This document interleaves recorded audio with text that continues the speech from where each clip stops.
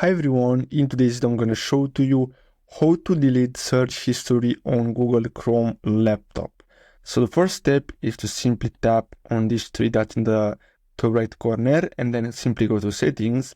Then what you have to do is simply tap on privacy and security, and then here what you have to do is simply tap on clear browsing data, and as you can see you have time range. So simply tap on that and you can select last hour, last 24 hours, last 7 days, last 4 weeks, or all time. So you can simply select the last hour, and then here as you can see you have different options. So you have browsing history, cookies and other site data, cached images and files. So if you want to delete your browsing history, simply select that and this, so leave it like this.